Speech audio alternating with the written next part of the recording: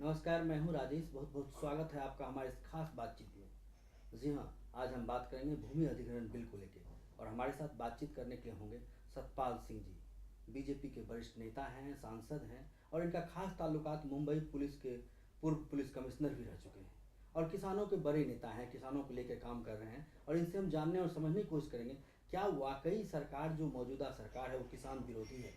सतपाल सिंह जी, आपका बहुत बहुत स्वागत है इस बातचीत में। सबसे पहले सवाल, ये धन्यवाद। पूरे फिजाओं में जो विपक्ष का आरोप, राहुल गांधी का खासकर जगह जगह जाना, सोनिया गांधी का जाना कि ये सरकार किसान विरोधी है, नरेंद्र मोदी की सरकार किसान विरोधी, क्या आप मानते हैं? क्योंकि आप जहाँ से आते हैं वहाँ किसानों से जुड़ा हुआ काम है। पश्चिमी उत्तर प्रदेश खासकर वो इलाका है जहाँ किसानों को लेकर चढ़ बढ़ की बातें की जाती हैं। क्या आपको वाकई लगता है दिल से कि सरकार किसान विरोधी है? देखिए राजेश जी, सबसे पहले तो मैं आपको बताना चाहता हूँ कि उत्तर प्रदेश में या विशेष रूप से पश्चिमी उत्तर प्रदेश में किसानों का कुरुक्षेत्र जिसको कहते हैं उसका नाम बागपत है। किसानों की राजनीति बागपत से चलती है। केवल उत्तर प्रदेश ही नहीं, मैं कह सकता हूँ इस देश में उसका किसानों का राजनीति का केंद्र बिंदु रहा है। और इस भूमि अधिग्रहण बिल को लेकर के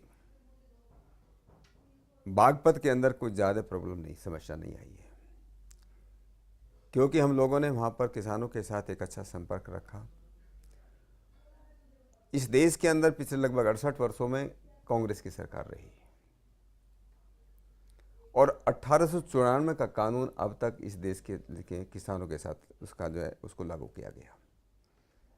किसानों की लाखों एकड़ ज़मीन इस प्रकार से ली गई, उसको ठीक से मुआवजा मिला नहीं, ठीक से मिला नहीं और समय पे मिला नहीं।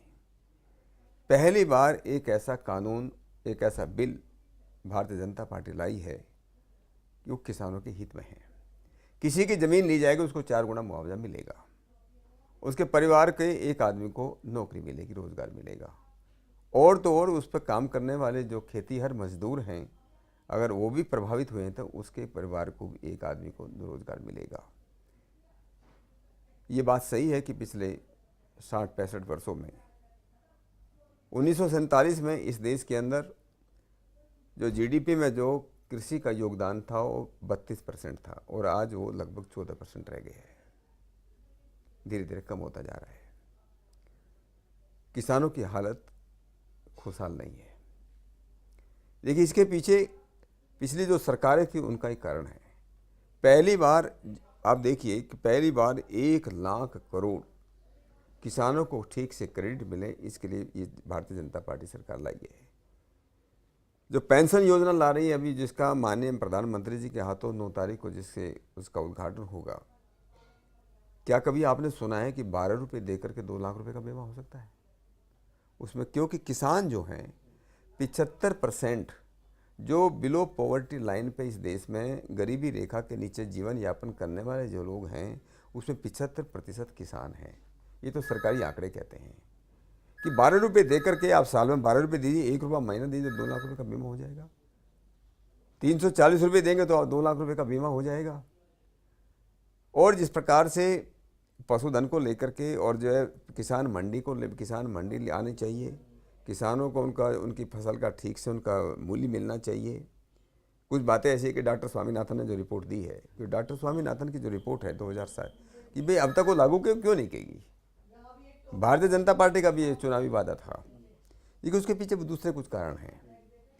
और लेकिन ये भारतीय जनता पार्टी का एक संकल्प है कि किसानों की फसल का ठीक से मूल्य उनको दिया जाए। पहली बार ऐसा हुआ है कि पिछले इतने सालों में किसान की फसल को अगर नुकसान होता है, जैसे अभी बेमौसम बारिश से नुकसान हुआ है, 50% से अगर नीचे नुकसान होता था, उनको कभी उन बेचारों को मुआवजा नहीं मिला। पहली बार माननीय प्रधानमंत्री जी के नेतृत्व में कि भी अगर 33%, 1/3 भी अगर नुकसान है तो उनको मुआवजा मिलेगा, और जो मुआवजा मिलता रहा उसको 1.5 गुना कर दिया गया है। कि आज जो है किसानों के बच्चों को नौकरी चाहिए, किसानों के बच्चों को वहाँ पर जो है पढ़ने के लिए स्कूल चाहिए, सिंचाई की सुविधा चाहिए, रोड चाहिए। इन सब बातों को लेकर के पहली बार ऐसा, पहले लाइन निकलती थी, गैस की पाइपलाइन आती थी, इलेक्ट्रिक लाइन आती थी, कहीं को मुआवजा नहीं मिलता था। ये इस प्रकार के जो 13 कानून थे उनको भी पहली बार इसमें सम्मिलित किया गया है। तो ये किसानों के हित में है, गाँव के हित में एक बिल है। लेकिन सर, इसमें जो कहा जा रहा है कि आप किसी की ज़मीन लेते हैं अगर, तो उनसे पूछने में क्या दिक्कत है? जो कंसेंट का जो प्रयोजन था, जो कि विपक्ष बार बार आरोप लगा रही है कि उस क्लॉज को मौजूदा सरकार ने खत्म किया है, पूछने में आखिर क्या दिक्कत है? क्या उनसे नहीं पूछा जाना चाहिए? क्या उससे कंसेंट नहीं लेना चाहिए? क्या ये विकास विरोधी बात है?